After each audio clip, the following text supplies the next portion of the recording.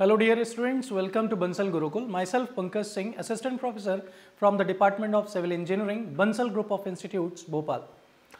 आज हम सर्वे के एक बहुत ही इम्पॉर्टेंट टॉपिक के बारे में बात करने वाले हैं जिसका नाम है कंप्यूटेशन ऑफ एरिया। आज इस कंप्यूटेशन ऑफ एरिया के अंदर हम डिफरेंट मेथड्स के ऊपर बात करने वाले हैं। मैं एक एक करके कैलकुलेशन किस बेसिस पे कौन से मेथड अप्लाई करने वाला हूं, कौन से मेथड्स को पढ़ने वाला हूं, उनको एक बार देख लेते हैं। जो मेरा सबसे पहला मेथड है वो मेरा है by dividing the area into number of triangles. जो भी मेरा गिवन एरिया होगा उनको मैं ट्राइंगल्स में कन्वर्ट करूंगा एरिया कैलकुलेशन के लिए। सेकेंड है, मैं या तो एरिया को स्क्वायर्स में या फिर एक रेगुलर साइजेस में कन्वर्ट करूंगा।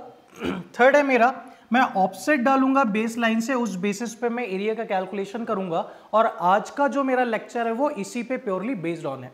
और चौथा है जो वो इंस्ट्रूमेंट के बेसिस पे मैं एरिया का कैलकुलेशन करता हूं। तो आइए मैं एक एक करके इन मेथड्स के ऊपर बात करते हैं। जो मेरा सबसे पहला मेथड है कि मैं अपने एरिया को नंबर ऑफ ट्राइंगल्स में कन्वर्ट करूंगा।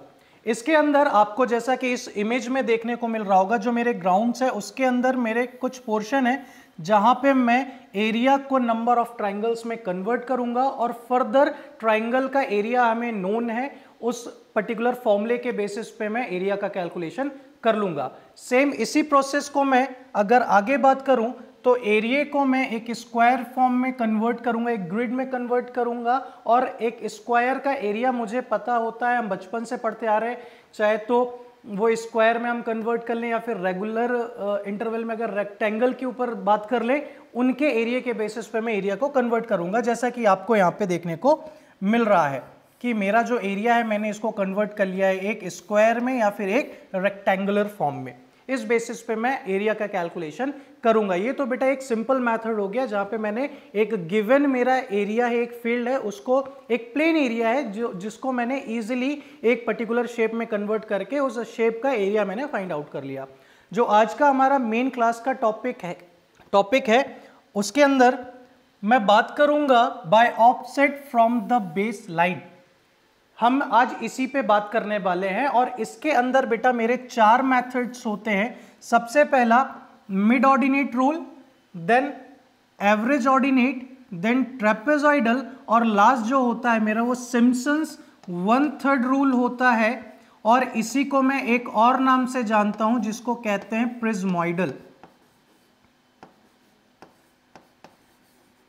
प्रिज्मोइडल रूल के नाम से जानते हैं। तो मैं एक एक करके हर एक मेथड का फॉर्मूला किस तरीके से अप्लाई होता है इसको मैं बेटा एक एक करके देख लेता हूं। जैसा कि मुझे पता है कि मेरे इस मेथड का क्या नाम है कि हम बेस लाइन से ऑफसेट ले रहे हैं, ठीक है। तो सबसे पहले कोई भी सपोज मेरा एक ग्राउंड है, ठीक है, मेरा एक ग्राउंड है। इसके अंदर तो जो पहले मेरे बेसिक मेथड थे उसके अंदर तो मैंने अपने एरिया को या तो स्क्वायर में या तो ट्राइंगल में कन्वर्ट कर लिया। बट जो ये इरेगुलर एरियाज है इसके अंदर मैं इसको बेस लाइन मान के चलूंगा और यहां से ऑफसेट डालूंगा। ऑफसेट परपेंडिकुलर डिस्टेंस पे डलता है और इन ऑफसेट के बेसिस पे मैं एरिया का कैलकुलेशन कर लूंगा बेटा, ठीक है। तो मैं एक डायग्राम बना रहा हूं जिसके अंदर मैं पूरे चार के चारों मेथड को डिफाइन करने वाला हूं।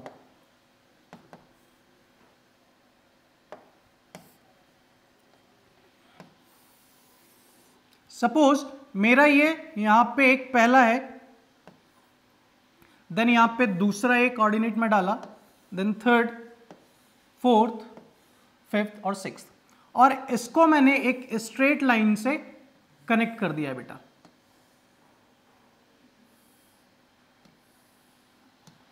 ये एक कॉमन इंटरवल में होगा, ये दोनों ऑर्डिनेट्स ये मेरे एक इंटरवल में होंगे, एक रेगुलर इंटरवल में होगा, है ना।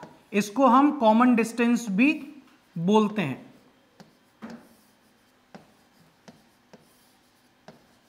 अगर मैं इसको टोटल लिखूं तो ये मेरा L हो जाता है, या फिर L को हम जितने भी टाइम्स मेरा इंटरवल है उसको हम D से मल्टीप्लाई कर देते हैं।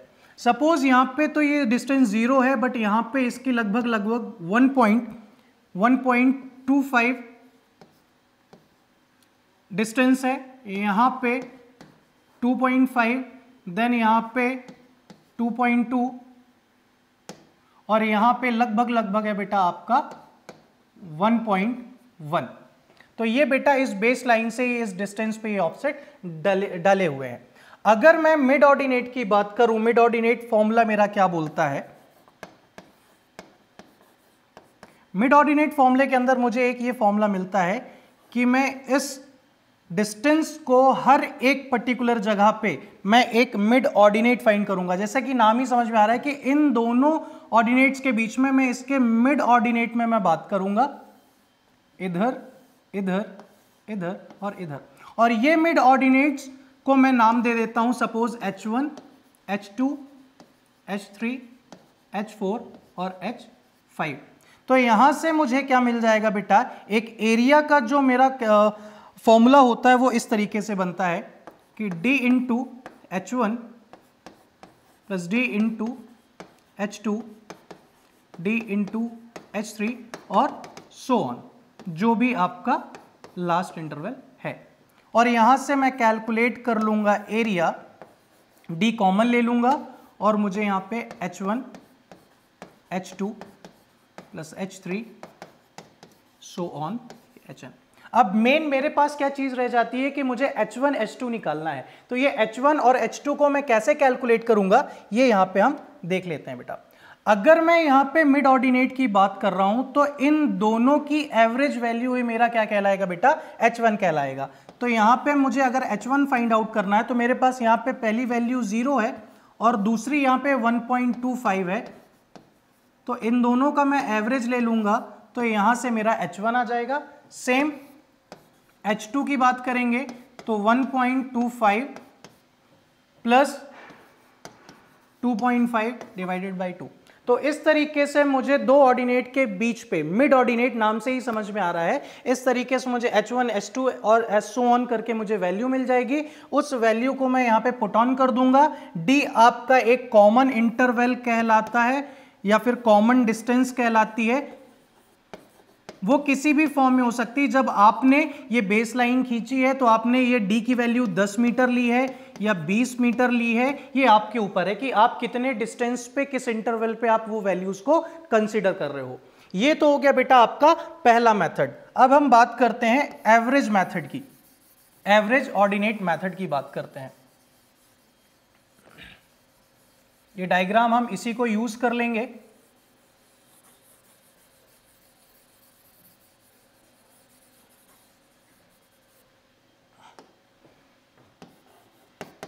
एवरेज ऑर्डिनेट मेथड के अंदर फॉर्मूले में एक डिफरेंस आता है। सिर्फ फॉर्मूला कुछ इस तरीके से डिफाइन होता है कि ये जो डिस्टेंस है वो कितने डिस्टेंस है नंबर ऑफ इंटरवल में, n into D, same as it is average method की तरह H1 H2 H3 as so on, और प्लस आपके टोटल नंबर ऑफ इंटरवल कितने हैं, नंबर ऑफ इंटरवल कितने हैं 1 2 3 4 5 6। इस गिवन फिगर के अकॉर्डिंग अगर मैं लिखूं तो यहां पे मुझे 6 लिखना चाहिए, बट मैं एक जनरल फॉर्मूले की बात कर रहा हूं तो जनरल फॉर्मूले के बेसिस पे मुझे क्या लिखना चाहिए बेटा, या नंबर ऑफ इंटरवल, यहां पे कितने इंटरवल है।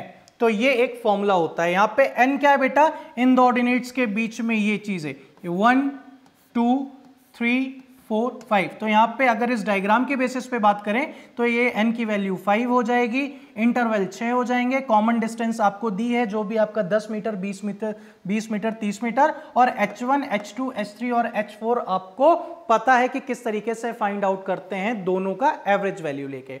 तो ये बेटा मेरा हो जाता है एवरेज ऑर्डिनेट मेथड। नेक्स्ट इसके बारे में हम बात करते हैं, ट्रेपेजॉइडल के बारे में बात करेंगे। और उस ट्रेपेजॉइडल के अंदर हमारी कुछ चीजें इंट्रोड्यूस होंगी। हमारा नेक्स्ट जो है वो है बेटा ट्रेपेजॉइडल मेथड।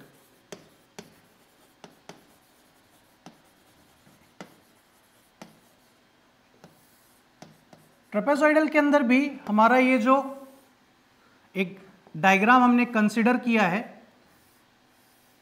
उसी के बेसिस पे हम चलेंगे आगे।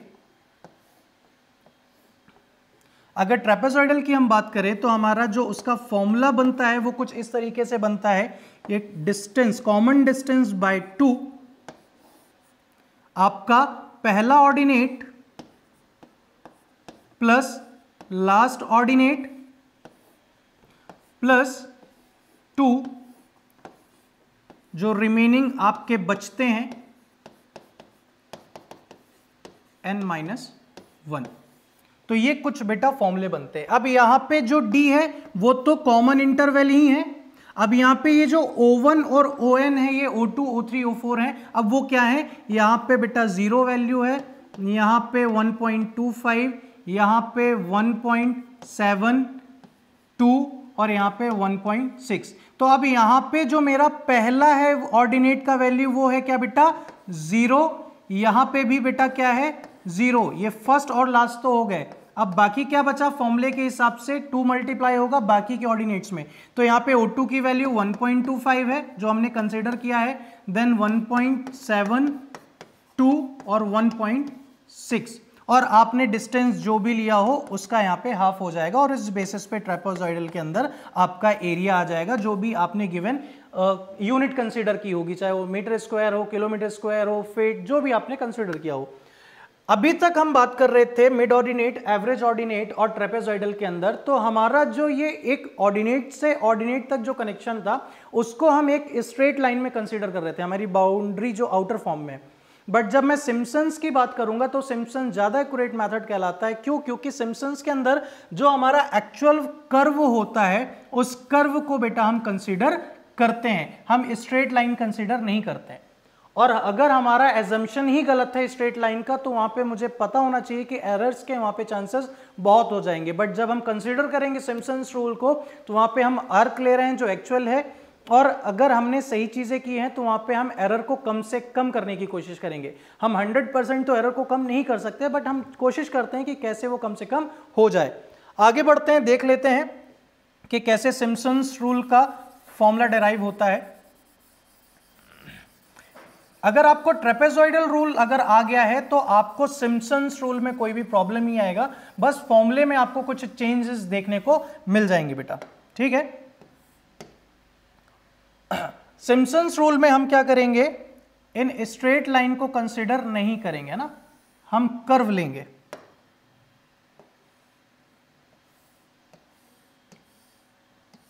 कर्व, आर्क को कंसीडर करते हैं। देखिए इसका फॉर्मूला कैसे होता है सिम्पसन्स का।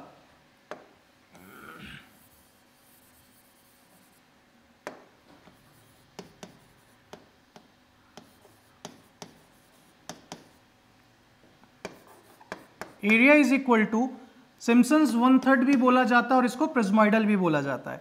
तो यहां पे d/3 हो गया, ट्रेपेजॉइडल के अंदर d/2 था, यहां पे d/3 हो गया है।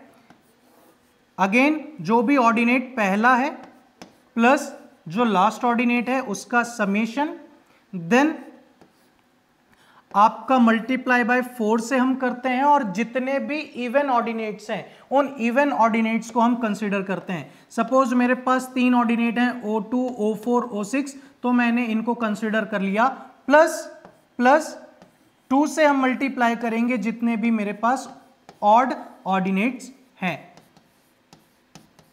एक चीज और, सिम्पसन्स तभी हम कंसीडर करेंगे, तभी हम यूज करेंगे जब हमारे पास नंबर ऑफ ऑर्डिनेट्स ऑड के वैल्यू में हो।